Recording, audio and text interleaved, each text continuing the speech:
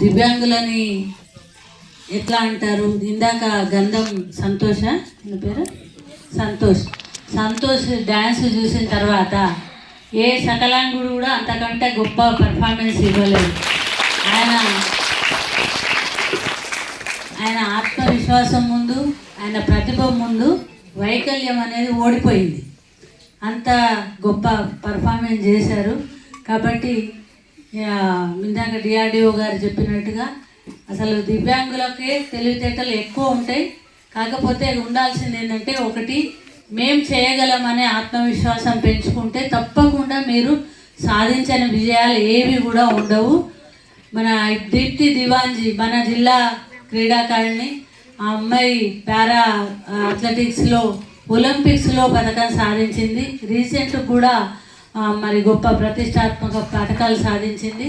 మరి ఆమె నేను వికలాంగురాలని అని చెప్పి ఆమె కానీ ఆగిపోతే ఇవాళ ఈ స్థితిలో ఉండేది కాదు. ఇవాళ ప్రపంచవ్యాప్తంగా ఒక గుర్తింపు తెచ్చుకున్నది ఆ అమ్మాయి.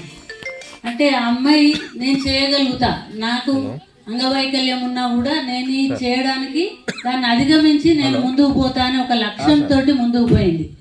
వివేకానంద ఏమన్నారంటే, వికలాంగులు ఎవరో కాదు, ఏ లక్ష్యం లేకుండా ఏ గమ్యం లేకుండా ముందుకు పోయేవాడే దివ్యాంగుడు. లక్ష్యంతో ముందుకు పోయే లక్ష్యం లేని సకలాంగుడు కూడా వికలాంగులతోనే సమానం. వాళ్ళకి ఏ లక్ష్యం లేకుండా, ఏ గమ్యం లేకుండా, ఏ ఆశయం లేకుండా మరి జీవితాన్ని గడిపేవాడు. కాబట్టి మీ అందరూ కూడా చాలా మీరు ఏదైనా చేయగలుగుతారు. తప్పకుండా ఆ ఆత్మవిశ్వాసాన్ని మీరు పెంపొందించుకుంటే మీరు ఒక లక్ష్యంతో, నేను ఇది ఉద్యోగం అయితే ఉద్యోగం, లేదా వ్యాపారం అయితే వ్యాపారం, చదువు అయితే చదువు, మీరు ఒక లక్ష్యంతో పనిచేస్తే ఏదన్నా ఆటంకాలు వచ్చినా కూడా ఆటంకాలే భయపడి పారిపోతాయి. కానీ మీ లక్ష్యం నెరవేరితే తప్పకుండా మీరు ఆ ఆత్మవిశ్వాసాన్ని పెంపొందించుకోవాలని మనస్ఫూర్తిగా కోరుకుంటున్నా. మరి అట్లాగే ప్రభుత్వం నుంచి కూడా మరి 2016 సెంట్రల్ గవర్నమెంట్ మన డిజేబుల్డ్ పర్సన్స్ కోసం ప్రత్యేక చట్టాన్ని తీసుకొచ్చింది. మరి రాష్ట్ర ప్రభుత్వం కూడా దాన్ని అమలు చేస్తున్నది. మరి దాని ప్రకారంగా మరి ఎన్నో పథకాలను కూడా మనకు దివ్యాంగుల కోసం తీసుకురావడం అనేది జరిగింది.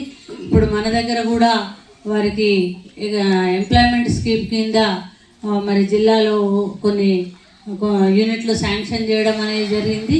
అది కూడా ఫైనల్ స్టేజ్కి వచ్చింది. అట్లాగే మరి దివ్యాంగుల కోసం వీల్ చైర్లు కానీ, లేకుంటే దాన్ని ఏమంటారు ట్యాబ్స్ కానీ, తర్వాత ల్యాప్టాప్స్ కానీ, ఇటువంటి అన్నీ కూడా అది కూడా ఫైనల్ స్టేజ్కి వచ్చింది. త్వరలో మీ అందరికి కూడా ఇవ్వబడతాయి.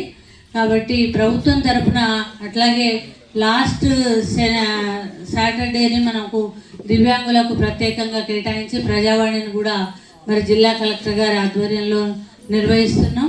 సో ఈ దివ్యాంగులకు సంబంధించి మన జిల్లా అడ్మినిస్ట్రేషన్ తరఫున ఏ సమస్య వచ్చినా కూడా తప్పకుండా మేము అందుబాటులో ఉండి మీ సమస్యల పరిష్కారానికి తప్పకుండా మేము కృషి చేస్తామని చెప్పి ఈ సందర్భంగా తెలియజేస్తున్నాం.